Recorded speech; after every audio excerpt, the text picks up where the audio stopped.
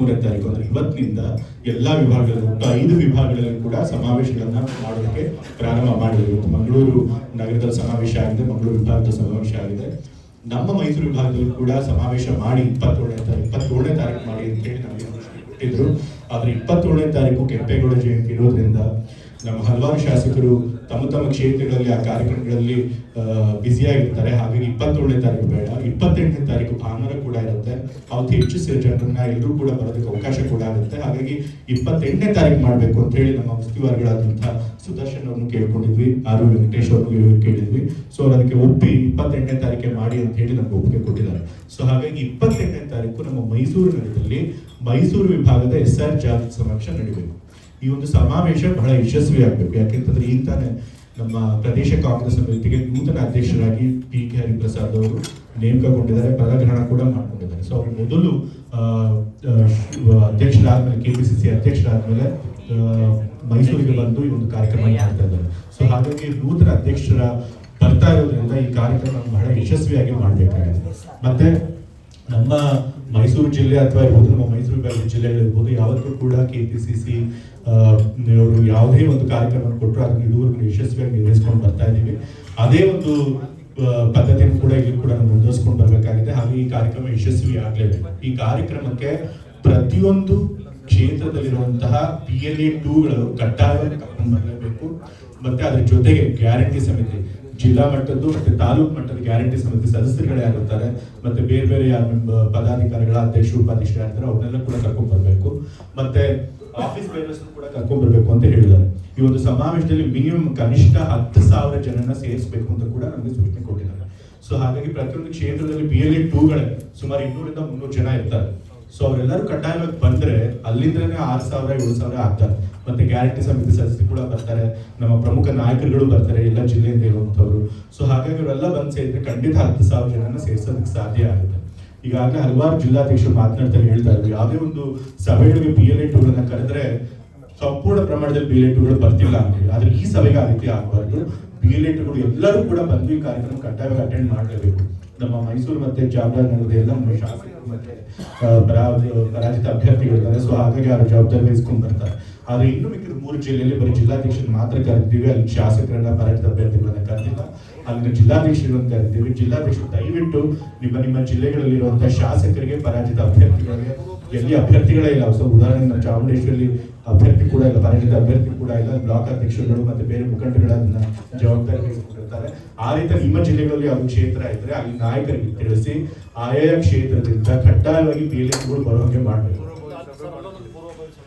ಜೊತೆಗೆ ನಿಮ್ಮ ಜಿಲ್ಲೆಗಳಲ್ಲೂ ಕೂಡ ಪೂರ್ವಭಾವಿ ಈ ಸಮಾವೇಶಕ್ಕೋಸ್ಕರ ಮಾಡಿ, ಜಾಸ್ತಿ ಸಮಯ ಇಲ್ಲ, 2 ದಿವಸಗಳೊಳಗೆ ಪೂರ್ವ ಸಭೆಯನ್ನ ಮಾಡಿ ಶಾಸಕರನ್ನ ಮತ್ತೆ ಪರಾಜಿತ ಅಭ್ಯರ್ಥಿಗಳನ್ನ ಅಥವಾ ಕ್ಷೇತ್ರ ಉಸ್ತುವಾರಿ ಯಾರಿರ್ತಾರೆ ಅವ್ರನ್ನ ಕರೆಸಿ ಅವ್ರಿಗೆ ಈ ಸೂಚನೆ ಕೊಡಬೇಕು ಅಂತ ಹೇಳಿ ನಮ್ಮ ಜಿಲ್ಲಾಧ್ಯಕ್ಷರು ಯಾರು ಬಂದಿರ್ತಾರೆ ಅವರೆಲ್ಲರಿಗೂ ಕೂಡ ಮತ್ತೆ SI ಬಗ್ಗೆ ಇನ್ನು ಹೆಚ್ಚು ನಾನು ಹೇಳಬೇಕಾಗಿಲ್ಲ, ಯಾಕಂತಂದ್ರೆ ಎಲ್ಲರೂ ಕೂಡ ಬಹಳ ಸವಿಸ್ತರವಾಗಿ ಹೇಳಿದ್ದಾರೆ.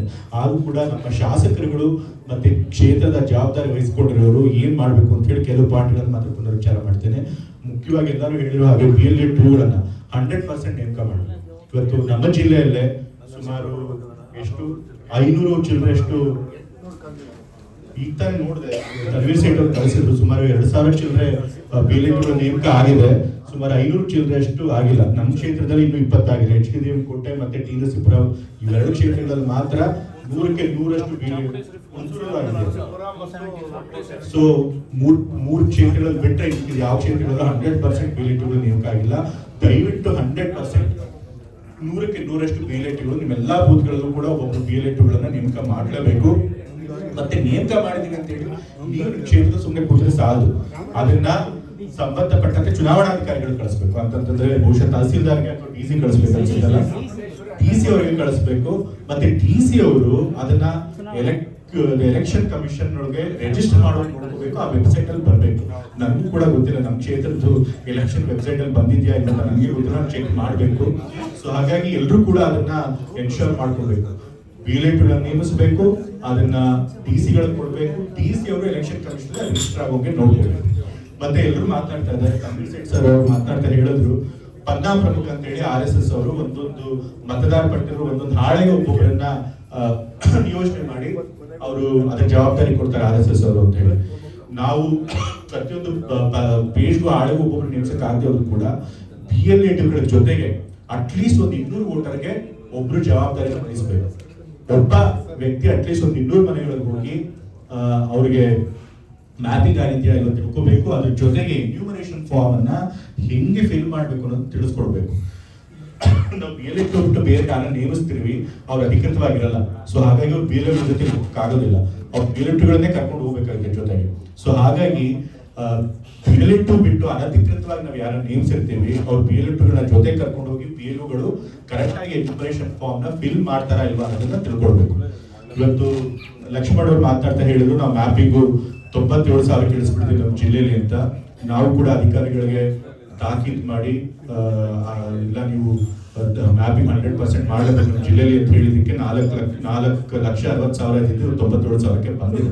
ಬಟ್ ಮ್ಯಾಪಿಂಗ್ ಇಂದ ನಮಗೆ ಎಷ್ಟು ಅನುಕೂಲ ಆಗುತ್ತೆ ಅಂತ ಗೊತ್ತಿಲ್ಲ. ಮ್ಯಾಪಿಂಗು BLOಗಳಿಗೆ ಅನುಕೂಲ ಆಗಲಿ ಅಂತ ಹೇಳಿ ಅವ್ರು ಮಾಡ್ಕೊಂಡಿದ್ದಾರೆ. ಸೊ 2002, 2025 ಎರಡು ಪಟ್ಟಿಗೆ ಬಂದಿರೋನ ಅವ್ರು ಮ್ಯಾಪ್ ಮಾಡ್ಕೊಂಡಿರ್ತಾರೆ. ಆದ್ರೆ ಅವ್ರು ಅಲ್ಲಿ ಹೋಗಿ ವಿಸಿಟ್ ಮಾಡೋಕ್ಕೋಸ್ಕರ ಮ್ಯಾಪಿಂಗ್ ಮಾಡ್ಕೊಂಡಿರ್ತಾರೆ. ಅವ್ರು ಮ್ಯಾಪ್ ಆದ ತಕ್ಷಣ ಅವ್ರ ಹೆಸರು ಫೈನಲ್ ವೋಟರ್ ಲಿಸ್ಟ್ ಅಲ್ಲಿ ಬರುತ್ತೆ ಅಂತ ಹೇಳಿ ನಾವು ನಿಶ್ಚಿಂತೆಯಿಂದ ಇರಕ್ಕಾಗೋದಿಲ್ಲ. ಯಾಕೆಂತಂದ್ರೆ ಈ ಚುನಾವಣಾ ಆಯೋಗದವರು ಲಾಜಿಕಲ್ ಡಿಸ್ಕ್ರಿಪೆನ್ಸಿ ಅಂತ ಹೇಳಿ ತಂದ್ಬಿಟ್ಟಿದ್ದಾರೆ. ಲಾಜಿಕಲ್ ಡಿಸ್ಕ್ರಿಪೆನ್ಸಿ ಅಂತಂದ್ರೆ ಅವ್ರ ಸ್ಪೆಲ್ಲಿಂಗ್ ಮಿಸ್ಟೇಕ್ ಇರ್ಬೋದು, ಅಡ್ರೆಸ್ ಚೇಂಜ್ ಆಗಿರ್ಬೋದು, ಬೂತ್ ಚೇಂಜ್ ಆಗಿರ್ಬೋದು 2002 ಅಥವಾ 2025 ಅದನ್ನೆಲ್ಲ ನೋಡ್ಕೊಂಡು ಅವ್ರು ಅದೇನ್ ಮಾಡ್ತಾರೆ, ಅವರು ಫೈನಲ್ ವೋಟರ್ ಲಿಸ್ಟ್ ಅಲ್ಲಿ ಬರ್ದೇ ಇರೋಂಗೆ ಮಾಡ್ತಾರೆ. ಮತ್ತೆ ಸ್ಪೆಲ್ಲಿಂಗ್ ಮಿಸ್ಟೇಕ್ ಅದನ್ನೆಲ್ಲ ಮಾಡ್ತಾರೆ. ಮತ್ತೆ ತನ್ವೀರ್ ಸೇಠ್ ಅವ್ರು ಹೇಳ್ತಿದ್ರು, ಅವರು ಏನು ಸೋಷಿಯಲ್ ಮೀಡಿಯಾದಲ್ಲಿ, ಯಾಕೆಂದ್ರೆ ಸೋಷಿಯಲ್ ಮೀಡಿಯಾದಲ್ಲಿ ಯಾರು ಮಾಲೀಕರಿರ್ತಾರೆ ಅವರೆಲ್ಲ ಈಗ BJP ಅವ್ರ ಜೊತೆಗಿರ್ತಾರೆ. ಅವರು ಸೋಷಿಯಲ್ ಮೀಡಿಯಾದಲ್ಲಿ ಯಾರು ಕಾಂಗ್ರೆಸ್ ಪಕ್ಷದ ಪರವಾಗಿ ಲೈಕ್ ಮಾಡಿರ್ತಾರೆ, ಕಾಮೆಂಟ್ ಮಾಡಿರ್ತಾರೆ, ಅವ್ರದೆಲ್ಲ ಮಾಹಿತಿ ಕೊಟ್ಟಿರ್ತಾರೆ. ಅಷ್ಟೇ ಅಲ್ಲ, BJP ಅವ್ರು ಏನ್ ಮಾಡ್ತಾರಪ್ಪ ಅಂತಂದ್ರೆ ಯಾವ ಕ್ಷೇತ್ರದಲ್ಲಿ 10-15 ಸಾವಿರ ಮಾರ್ಜಿನ್ ಸೋತಿರ್ತಾರೆ ಅಂತ ಕ್ಷೇತ್ರಗಳನ್ನ ಬಹಳ ಗುರಿಯಾಗಿ ಇಟ್ಕೊಂಡಿರ್ತಾರೆ. ಅಂತ ಕ್ಷೇತ್ರದಲ್ಲಿ ವೋಟರ್ಸ್ ನ ಬರೀ ಒಂದು 10-15 ಸಾವಿರ ತೆಗೆದ್ರೆ ಸಾಕು, ಕೆಲವು ಕಡೆ ಬರೀ 5,000 ತೆಗೆದ್ರೆ ಸಾಕು, ಅವ್ರಿಗೆ ಕಾಂಗ್ರೆಸ್ ಪಕ್ಷ ಸೋಲ್ಸಕ್ಕೆ ಸುಲಭ ಆಗುತ್ತೆ. ಸೊ ಹಾಗಾಗಿ ಅವ್ರು ಕೆಲಸ ಮಾಡ್ತಿರ್ತಾರೆ. ಸೊ ಹಾಗಾಗಿ ಅದನ್ನೆಲ್ಲ ಗಮನದಲ್ಲಿ ಇಟ್ಕೊಂಡು ನೀವು ಇದನ್ನ ಗಂಭೀರವಾಗಿ ಮಾಡಬೇಕು. ಸೊ ಒಂದು PLA ನೇಮಿಸಬೇಕು. ಮ್ಯಾಪಿಂಗ್ ಆಗಿದ್ರು ಕೂಡ ನಾವು ಮ್ಯಾಪಿಂಗ್ ಮಾಡ್ಬಿಟ್ಟಿದೀವಿ 100%, ಹಾಗಾಗಿ ನಮ್ಗೆಲ್ಲ ವೋಟರ್ಸ್ ಲಿಸ್ಟ್ ಅಲ್ಲಿ ಬಂದ್ಬಿಡುತ್ತೆ ಅಂತ ಹೇಳಿ ತಿಳ್ಕೊಳ್ಬಾರ್ದು. ಮತ್ತೆ PLA ಜೊತೆಗೆ ಇನ್ನೊಂದಷ್ಟು ಜನ, ಒಂದು 200 ಮನೆಗೆ ಒಬ್ಬರಂತ ಕೂಡ ನೇಮಿಸಿ PLA ಸಹಾಯ ಮಾಡಕ್ ಕೊಡ್ಬೇಕು. ಮತ್ತೆ PLA ಮತ್ತೆ ಬೇರೆ ಯಾರು SIಗೋಸ್ಕರ ನೇಮಿಸಿರ್ತೀವಲ್ಲ ಅವ್ರು ಸರಿಯಾಗಿ ಕೆಲಸ ಮಾಡ್ತಿದಾರಾ ಇಲ್ವಾ ಅಂತೇಳಿ ಒಂದು ಗ್ರಾಮ ಮಟ್ಟಕ್ಕೋ ಗ್ರಾಮ ಪಂಚಾಯತಿ ಮಟ್ಟಕ್ಕೋ ಒಂದು ಸೂಪರ್ವೈಸಿಂಗ್ ಪರ್ಸನ್ ಕೂಡ ಹಾಕ್ಬೇಕು. ಒಬ್ರನ್ನ ಆಗಿರೋರು ಹಾಕಿ ಒಂದು ಕಮಿಟಿನಾದ್ರೂ ಹಾಕಿ ಮಾಡಿ. ಮತ್ತೆ ಈಗಾಗಲೇ ಎಲ್ಲರೂ ಹೇಳಿದಾಗೆ ಹೆಲ್ಪ್ ಡೆಸ್ಕ್ ಇರಬೇಕು, ಒಂದೊಂದು ಬೂತ್ ಸ್ಟೇಷನ್, ಒಂದೊಂದು ಸಹಾಯ ಕೇಂದ್ರಗಳನ್ನ ನಾವು ನೇಮಿಸಬೇಕು. ಅಲ್ಲೂ ಕೂಡ ಒಬ್ರು ಕೂತ್ಕೊಂಡು